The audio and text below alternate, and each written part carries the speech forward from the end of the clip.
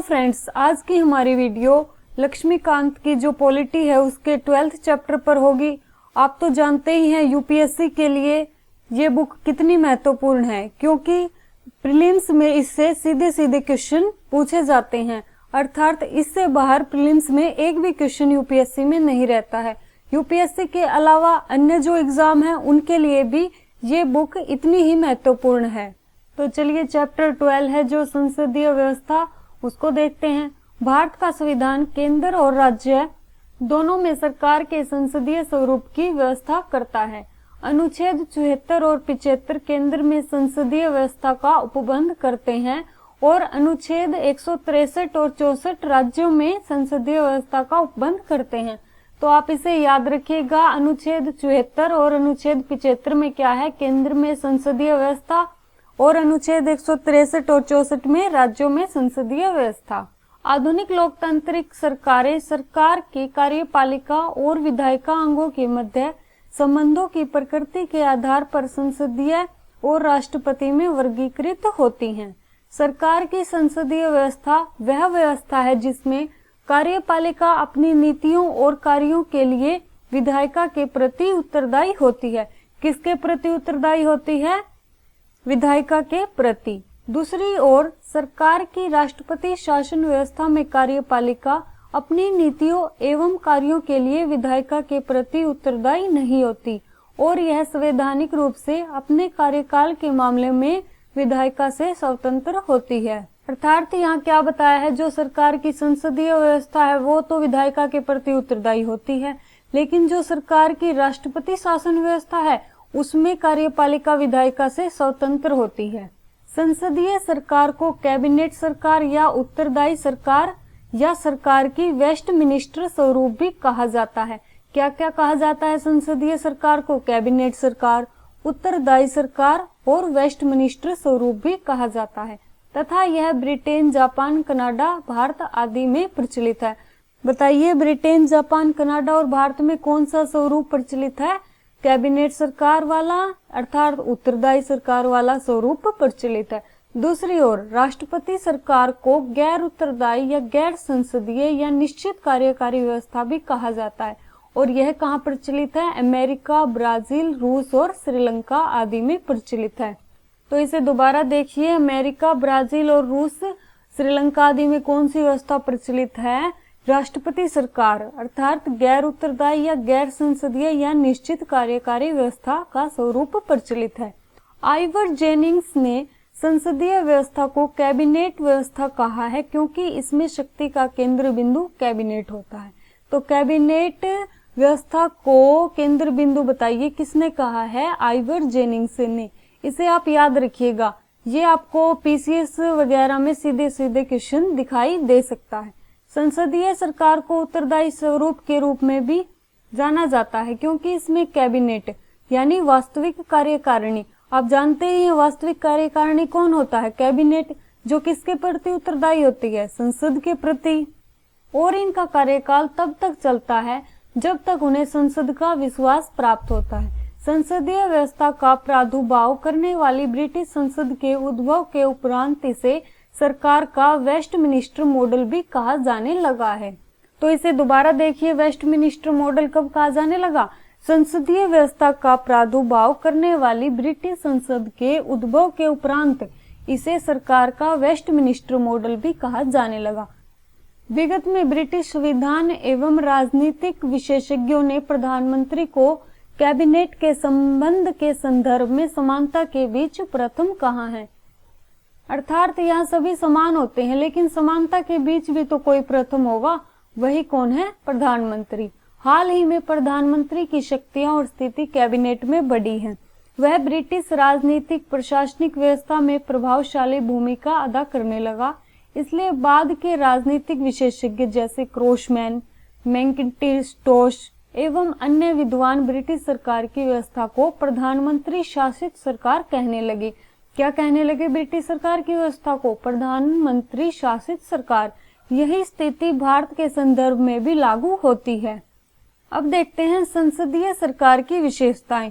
आप यह यहाँ याद रखिएगा कि जो प्रीलिम्स और मेंस है यूपीएससी का, वो अलग अलग नहीं है। अगर जो हमारे फैक्ट हैं उनको जोड़ दिया जाए तो मेंस बन जाता है, और अगर फैक्ट हैं जो उनको तोड़ दिया जाए तो वो प्रीलिम्स बन जाता है। और आप तो जानते ही हो प्रीलिम्स में संसद के टॉपिक से सीधे सीधे 7 से 8 क्वेश्चन पूछे जाते हैं। इसलिए यदि आप इस टॉपिक को अच्छे से तैयार कर लेते हो तो आपके एक भी क्वेश्चन बाहर नहीं जाएगा। इसलिए आप इसे हमारे साथ अच्छे से रिवाइज करिए। अब देखते हैं संसदीय सरकार की विशेषताएं। भारत में इसकी विशेषताएं निम्नलिखित है। पहली है नामिक एवं वास्तविक कार्यपालिका। राष्ट्रपति नामिक कार्यपालिका यानी विधित कार्यकारी है, जबकि प्रधानमंत्री वास्तविक यानी वास्तविक कार्यकारी है। इस तरह राष्ट्रपति राज्य का मुखिया नामिक होता है, जबकि प्रधानमंत्री सरकार का मुखिया होता है। यह बहुत इंपॉर्टेंट पॉइंट है और यह आपको एग्जाम में सीधे सीधे मिल सकता है। इसे दोबारा देखिए, राष्ट्रपति जो है वो नामिक कार्यपालिका है, जबकि प्रधानमंत्री क्या है, वास्तविक है। इसी तरह राष्ट्रपति क्या हुआ, राज्य का मुखिया, लेकिन नामिक, और प्रधानमंत्री सरकार का मुखिया होता है। और अनुच्छेद 74 प्रधानमंत्री के नेतृत्व में मंत्री परिषद की व्यवस्था करता है, जो राष्ट्रपति को कार्य संपन्न कराने में परामर्श देगी। उनके परामर्श को मानने के लिए राष्ट्रपति बाध्य होगा। तो इसे आप याद रखिएगा कि मंत्री परिषद के परामर्श को मानने के लिए राष्ट्रपति बाध्य होगा। दूसरी विशेषता देखिए, बहुमत प्राप्त दल का शासन। जिस राजनीतिक दल को लोकसभा में बहुमत में सीटें प्राप्त होती हैं वह सरकार बनाती है। यह तो हम जानते ही हैं कि जिसे बहुमत में सीटें प्राप्त होंगी वही सरकार बनाएगा। उस दल के नेता को राष्ट्रपति द्वारा प्रधानमंत्री नियुक्त किया जाता है। अन्य मंत्रियों की नियुक्ति भी राष्ट्रपति प्रधानमंत्री के परामर्श से ही करता है। जब किसी एक दल को बहुमत प्राप्त नहीं होता तो दलों के गठबंधन को राष्ट्रपति द्वारा सरकार बनाने के लिए आमंत्रित किया जाता है। यानी अगर एक दल सीधा सीधा बहुमत में नहीं है तो अन्य दलों से मिलकर सरकार बनाई जाती है। आगे देखिए, सामूहिक उत्तरदायित्व। यह संसदीय सरकार का विशिष्ट सिद्धांत है। कैसा सिद्धांत है ये? विशिष्ट। मंत्रियों का संसद के प्रति सामूहिक उत्तरदायित्व होता है, यानी किसी भी मंत्री का एकल रूप से उत्तरदायित्व नहीं होगा, सामूहिक रूप से उत्तरदायित्व होगा। और विशेषकर लोकसभा के प्रति गठबंधन यानी अनुच्छेद 75, वे एक टीम की तरह काम करते हैं और साथ साथ रहते हैं। सामूहिक उत्तरदायित्व का सिद्धांत इस रूप में भी प्रभावी होता है कि लोकसभा प्रधानमंत्री के नेतृत्व वाली मंत्री परिषद को अविश्वास प्रस्ताव पारित कर हटा सकती है। यानी यदि लोकसभा में अविश्वास प्रस्ताव पारित हो जाए तो मंत्री परिषद को हटाया जा सकता है। आगे देखते हैं, राजनीतिक एकरूपता। सामान्यतः मंत्री परिषद के सदस्य एक ही राजनीतिक दल से संबंधित होते हैं और इस तरह उनकी समान राजनीतिक विचारधारा होती है। गठबंधन सरकार के मामले में मंत्री सर्वसम्मति के प्रति बाध्य होते हैं। यानी अगर गठबंधन सरकार है, यानी 2 दलों ने या 2 से अधिक दलों ने मिलकर सरकार बनाई है, तो भी मंत्री सर्वसम्मति के प्रति बाध्य होते हैं। आगे देखिए, दोहरी सदस्यता। मंत्री विधायिका एवं कार्यपालिका दोनों के सदस्य होते हैं। इसका तात्पर्य है कि कोई भी व्यक्ति बिना संसद का सदस्य बने मंत्री नहीं बन सकता। संविधान व्यवस्था करता है कि यदि कोई व्यक्ति जो संसद का सदस्य नहीं है और मंत्री बनता है तो उसे 6 माह के अंदर संसद का सदस्य बन जाना होगा। तो आप यह टाइम याद रखिएगा, कितने माह का टाइम दिया गया है यहाँ, 6 माह का। आगे देखिए, प्रधानमंत्री का नेतृत्व। सरकार की व्यवस्था में प्रधानमंत्री नेतृत्वकर्ता की भूमिका निभाता है। वह मंत्री परिषद का, संसद का और सत्तारूढ़ दल का नेता होता है। इन क्षमताओं में वह सरकार के संचालन में एक महत्वपूर्ण एवं अहम भूमिका का निर्वहन करता है। निचले सदन का विघटन। संसद के निचले सदन को प्रधानमंत्री की सिफारिश के बाद राष्ट्रपति द्वारा विघटन किया जाता है। किसके द्वारा? राष्ट्रपति द्वारा। दूसरे शब्दों में प्रधानमंत्री मंत्री परिषद का कार्यकाल पूर्ण होने से पूर्व नए चुनाव के लिए राष्ट्रपति से लोकसभा विघटन की सिफारिश कर सकता है। किससे विघटन की सिफारिश करेगा प्रधानमंत्री? राष्ट्रपति से। इसका तात्पर्य क्या है कि कार्यकारिणी को संसदीय व्यवस्था में कार्यपालिका को विघटन करने का अधिकार है। यह बहुत महत्वपूर्ण है, इसे दोबारा देखिए। इसका तात्पर्य है कि कार्यकारिणी को संसदीय व्यवस्था में कार्यपालिका को विघटन करने का अधिकार है। आगे देखते हैं गोपनीयता। मंत्री गोपनीयता के सिद्धांत पर काम करते हैं और अपनी कार्यवाहियों, नीतियों और निर्णयों की सूचना नहीं दे सकते। अपना कार्य ग्रहण करने से पूर्व वे गोपनीयता की शपथ लेते हैं। मंत्रियों को गोपनीयता की शपथ राष्ट्रपति दिलवाते हैं। इस पॉइंट को आपको याद रखना है। यह सीधा सीधा एक क्वेश्चन बनता है कि मंत्रियों को शपथ कौन दिलवाते हैं? राष्ट्रपति। राष्ट्रपति शासन व्यवस्था की विशेषताएं देखते हैं। अब आगे, भारतीय संविधान के विपरीत अमेरिकी संविधान सरकार में राष्ट्रपति शासन की व्यवस्था करता है। आप तो जानते ही हैं हमारे में राष्ट्रपति शासन नहीं है, यानी भारत में, जबकि अमेरिका में कैसा शासन है? राष्ट्रपति शासन। अमेरिकी राष्ट्रपति शासन व्यवस्था वाली सरकार की विशेषताएं अब हम देखेंगे। अमेरिकी राष्ट्रपति राज्य व सरकार दोनों का मुखिया होता है। एक राज्य का प्रमुख होने के नाते उसे राज्य की स्थिति प्राप्त होती है और एक सरकार का मुखिया होने के नाते वह सरकार के कार्यकारी अंगों का नेतृत्व करता है। राष्ट्रपति को निर्वाचन व्यवस्था के तहत 4 वर्ष के निश्चित कार्यकाल के लिए निर्वाचित किया जाता है। तो यहाँ देखिए आप 4 वर्ष दिया गया है, जबकि हमारे यहाँ कितना होता है? 5 वर्ष। उसे कांग्रेस द्वारा गैर संवैधानिक कार्य के लिए दोषी पाए जाने के अतिरिक्त नहीं हटाया जा सकता। राष्ट्रपति कैबिनेट या छोटी इकाई, जिसे क्या कहते हैं? किचन कैबिनेट की सहायता से शासन चलाता है। यह केवल एक परामर्शदात्री इकाई होती है और इसमें गैर निर्वाचित विभागीय सचिव होते हैं। इनका चयन एवं नियुक्ति राष्ट्रपति द्वारा की जाती है और ये केवल उसके प्रति उत्तरदायी होते हैं। यानी किसके प्रति बात की गई है यहाँ? राष्ट्रपति के प्रति, और उसी के द्वारा किसी भी समय इन्हें हटाया जा सकता है। राष्ट्रपति और उसके सचिव अपने कार्यों के लिए कांग्रेस के प्रति उत्तरदायी नहीं होते। वे न तो कांग्रेस की सदस्यता ग्रहण करते हैं, न ही सत्र में भाग लेते हैं।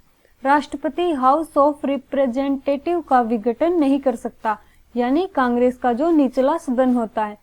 शक्तियों के विभाजन का सिद्धांत अमेरिकी राष्ट्रपति शासन व्यवस्था का आधार है। सरकार की विधायी, कार्यकारी एवं न्यायिक शक्तियों को सरकार की 3 स्वतंत्र इकाइयों में विभाजित एवं विस्तृत किया गया है। कौन कौन सी 3 शक्तियां? इन्हें याद रखिएगा, विधायी, कार्यकारी एवं न्यायिक शक्तियां। आगे देखिए संसदीय व्यवस्था के गुण।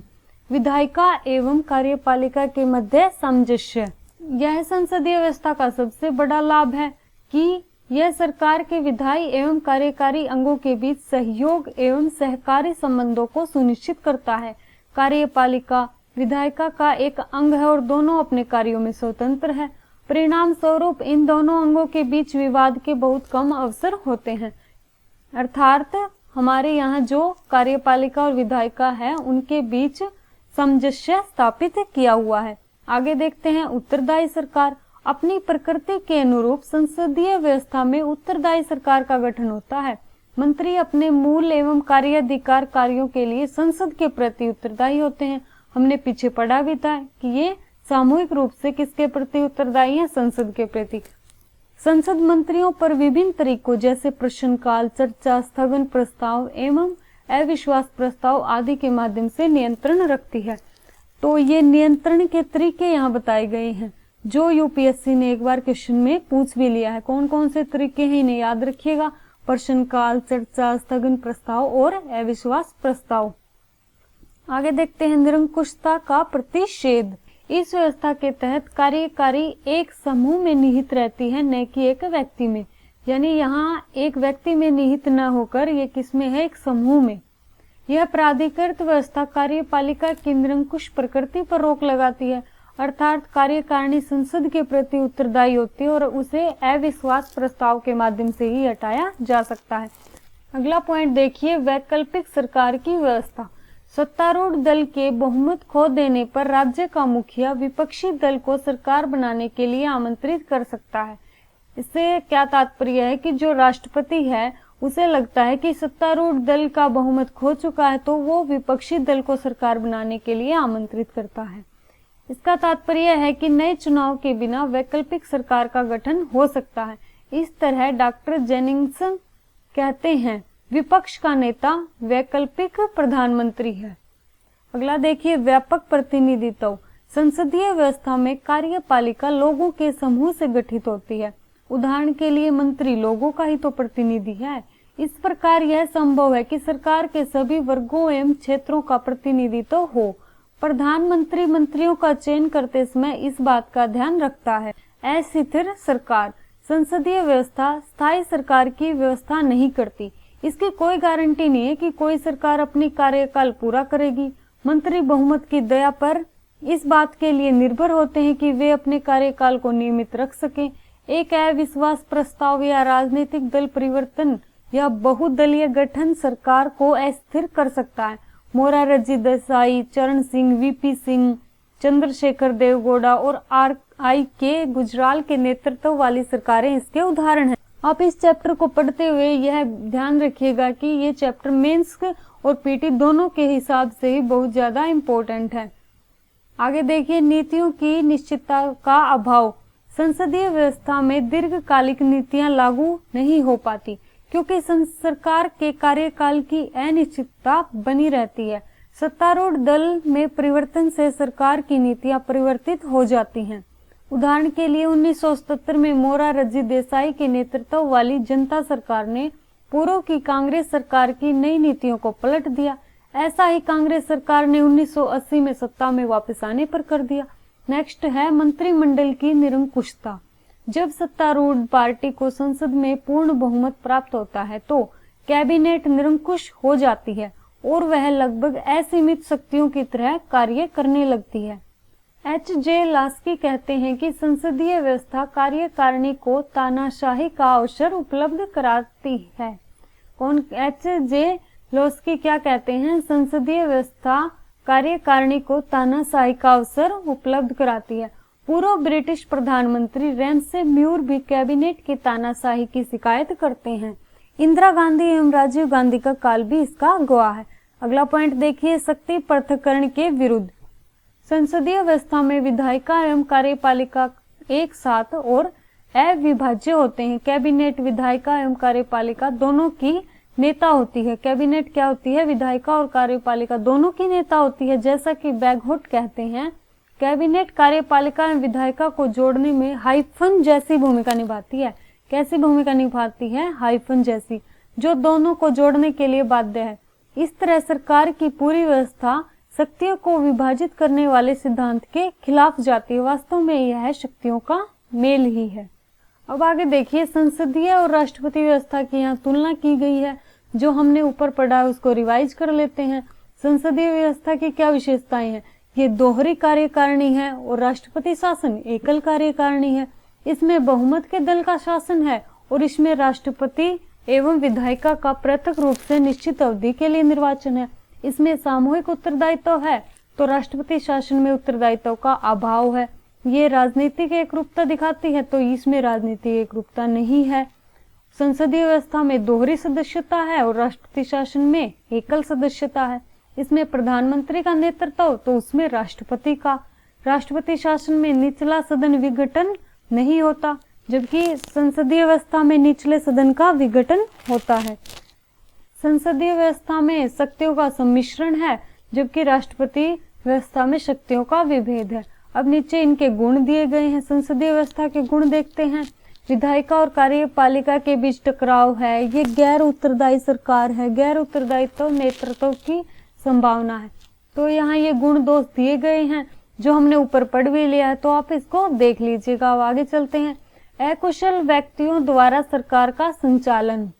तो चलिए अब हम हमारा अगला पॉइंट पढ़ते हैं। संसदीय व्यवस्था के जो दोष थे, अकुशल व्यक्तियों द्वारा सरकार का संचालन।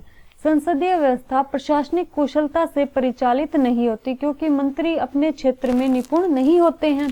मंत्रियों के चयन में प्रधानमंत्री के पास सीमित विकल्प होते हैं। उसकी पसंद संसद सदस्यों तक प्रतिबंधित रहती है और बाह्य प्रतिभा तक विस्तारित नहीं होती। इसके अतिरिक्त मंत्री अधिकांश समय अपने संसदीय कार्यों, कैबिनेट की बैठकों और दलीय गतिविधियों में व्यस्त रहते हैं। अब हम संसदीय और राष्ट्रपति शासन व्यवस्था की तुलना उनकी विशेषताओं, गुण और दोषों के आधार पर करेंगे। संसदीय व्यवस्था की स्वीकार्यता के कारण संविधान सभा में अमेरिकी राष्ट्रपति व्यवस्था के पक्ष में एक मत उभरा, लेकिन इसके जनकों ने ब्रिटिश संसदीय व्यवस्था को निम्नलिखित कारणों से प्रमुखता दी। अब हम ये कारण देखते हैं। व्यवस्था से निकटता। संविधान निर्माताओं ने ब्रिटिश संसदीय व्यवस्था को इसलिए भी अपनाया कि यह भारत में ब्रिटिश शासनकाल से ही यहाँ अस्तित्व में थी। के.एम. मुंशी ने तर्क दिया कि इस देश में पिछले 30 या 40 वर्षों से सरकारी काम में कुछ उत्तरदायित्वों को शुरू कराया गया है। इससे हमारी संवैधानिक परंपरा संसदीय बनी है। इस अनुभव के पीछे हमें क्यों जाना चाहिए, क्यों महान अनुभव को खरीदे। यानी जो संसदीय व्यवस्था थी हमने ब्रिटिश शासनकाल से ऐसे ही ले ली, क्योंकि इससे हमने बहुत कुछ सीख लिया था और इसका अनुभव भी हम प्राप्त कर चुके थे। अगला कारण देखिए, उत्तरदायित्व को अधिक वरीयता। Doctor B R. अम्बेडकर ने संविधान सभा में इस ओर इशारा किया कि एक लोकतांत्रिक कार्यकारिणी को 2 शर्तों से अवश्य संतुष्ट करना चाहिए, स्थायित्व और दूसरा उत्तरदायित्व। कौन कौन सी 2 शर्तें हैं? स्थायित्व और उत्तरदायित्व। दुर्भाग्य से अब तक यह संभव नहीं हो सका कि ऐसी व्यवस्था को खोजा जाए जिससे दोनों समान सत्रों को सुनिश्चित किया जा सके। अमेरिकी व्यवस्था ज्यादा स्थायित्व देती है लेकिन कम उत्तरदायित्व है। दूसरी तरफ ब्रिटिश व्यवस्था ज्यादा उत्तरदायित्व देती है लेकिन कम स्थायित्व है। प्रारूप संविधान ने कार्यपालिका की संसदीय व्यवस्था की सिफारिश करते हुए स्थायित्व की तुलना में उत्तरदायित्व की अधिक वरीयता दी है। यानी इसमें जो है उत्तरदायित्व ज्यादा था तो हमने इसे वरीयता देते हुए अपना लिया। आगे देखिए, विधायिका एवं कार्यपालिका के टकराव को रोकने की आवश्यकता। संविधान निर्माता चाहते थे कि विधायिका और कार्यपालिका के बीच टकराव को नकारा जाए, जो कि अमेरिका की राष्ट्रपति प्रणाली में पाया गया।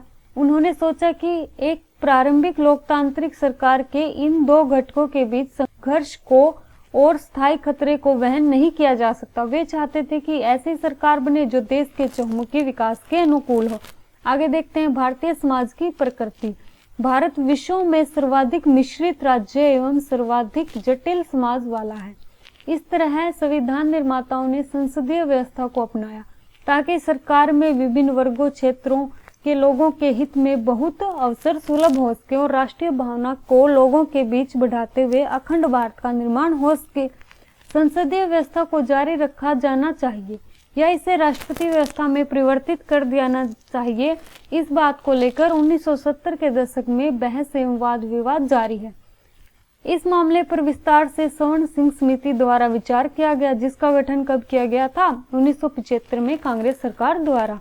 समिति का मत था कि संसदीय व्यवस्था अच्छा कर रही है और इस तरह इसकी कोई जरूरत नहीं कि इसको राष्ट्रपति शासन व्यवस्था में परिवर्तित किया जाए। अब देखते हैं भारतीय एवं ब्रिटिश मॉडल में विभेद। भारतीय सरकार में संसदीय व्यवस्था विस्तृत रूप से ब्रिटिश संसदीय व्यवस्था पर आधारित है, यद्यपि यह कभी भी ब्रिटिश पद्धति की नकल नहीं रही। यानी जो हमारी व्यवस्था है संसदीय व्यवस्था, वह आधारित तो ब्रिटिश संसदीय व्यवस्था पर ही, लेकिन हम यह नहीं कह सकते कि हमने उसकी नकल ही की है। उसमें भी कुछ विभिन्नताएं हैं, उनको देखते हैं।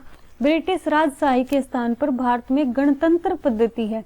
दूसरे शब्दों में भारत में राज्य का मुखिया निर्वाचित होता है, यानी जो हमारा राष्ट्रपति होता है वो निर्वाचित होता है, जबकि ब्रिटेन में राज्य का मुखिया अनुवांशिकी है। कौन होता है वहाँ राज्य का मुखिया? राजा या रानी। ब्रिटिश व्यवस्था संसद की संप्रभुता के सिद्धांत पर आधारित है, जबकि भारत में संसद सर्वोच्च नहीं है और शक्तियों पर प्रतिबंध है, क्योंकि यहाँ एक लिखित संविधान है, संघीय व्यवस्था है, न्यायिक समीक्षा है और मूल अधिकार है। यानी जो ब्रिटिश संसदीय व्यवस्था है उसमें तो संविधान का कोई ज्यादा महत्व है ही नहीं, क्योंकि वहाँ मौखिक ही संविधान मान्य है, जबकि हमारे यहाँ लिखित संविधान है, संघीय व्यवस्था है, न्यायिक व्यवस्था और मूल अधिकार। ब्रिटेन में प्रधानमंत्री को संसद के निचले सदन यानी हाउस ऑफ कॉमन्स का सदस्य होना चाहिए, जबकि भारत के प्रधानमंत्री संसद के दोनों सदनों में से किसी भी एक सदन के सदस्य हो सकते हैं, चाहे वो निचले सदन से हो या ऊपरी सदन से, तो प्रधानमंत्री बन सकते हैं। सामान्यतः ब्रिटेन में संसद सदस्य बतौर मंत्री नियुक्त किए जाते हैं।